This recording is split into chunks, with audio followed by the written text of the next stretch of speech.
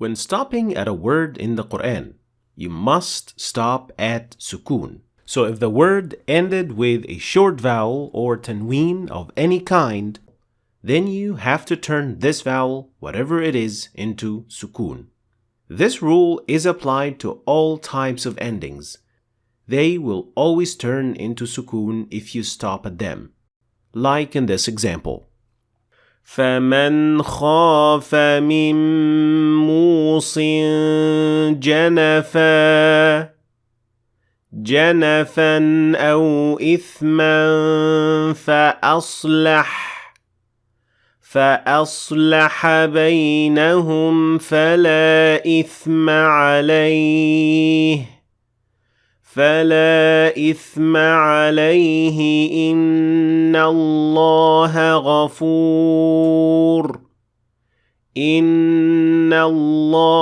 غَفُورٌ رَحِيمٌ. So, in all of these cases, we applied sukoon to the end of the word when we stopped at them, whether they are short vowels or any type of tanween. However, there is a single case that causes many common mistakes, and that is when a word ends with hamza and then there is a tanween fatha on top of the hamza. And when this happens, it will appear in the Quran in two ways, like this and like that. So sometimes you will see an alif at the end and sometimes there isn't. So what is the difference between them?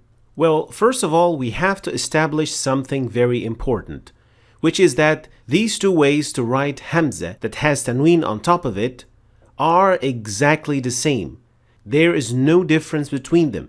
And when we deal with them, we're going to deal with them as the same.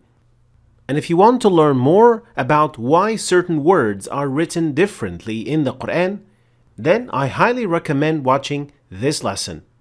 So now we know that there are two variations of the hamza with tanween fatha on top. And we know that there is no difference between them. Now comes the question, how should we pronounce them if we stop at them and if we keep on reading? Well, when you stop at either of them, you will have to pronounce the hamza, and after it, you will pronounce an alif with two harakat, so an alif with natural mad.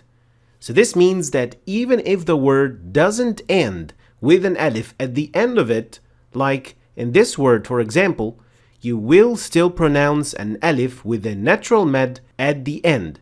But remember, only in case of stopping at the word. However, if you want to keep on reading, then you're going to simply ignore the alif and you will pronounce the tanween as you have learned. And we see both of these cases explained in the following example. وَمَن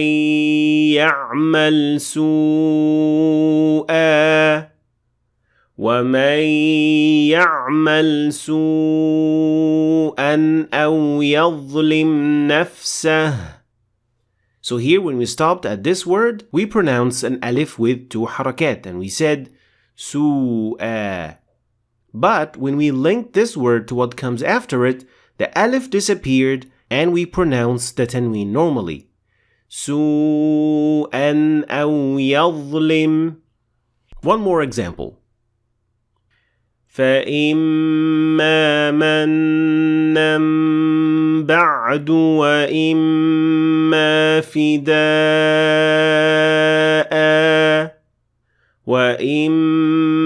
فِدَاءً حَتَّى تَضَعَ الْحَرْبُ أَوْزَارَهَا. So even if the word fida'a doesn't end with an alif, I will still pronounce the alif since there is hamza at the end of the word and the hamza has tanween fatha. And stopping at the word ma'a is probably the most common case that you will use this rule with. وَالَّذِينَ كَفَرُوا أَعْمَالُهُمْ كَسَرَابٍ بِقِيعَةٍ يَحْسَبُهُ الظَّمْآنُ مَاءً. Now, for the final example, I want you to pause the video first and try to recite this ayah properly using the information that you've just learned. And afterwards, compare it to my recitation at the end of the video. وَمَثَلُ الَّذِينَ كَفَرُوا كَمَثَلِ الَّذِي يَنْعِقُ بِمَا لَا يَسْمَعُ إِلَّا دُعَاءً وَنِدَاءً.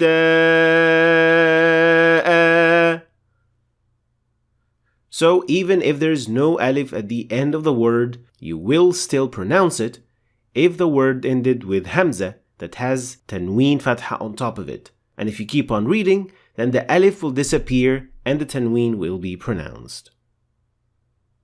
Thanks for watching. I hope you've learned something new today.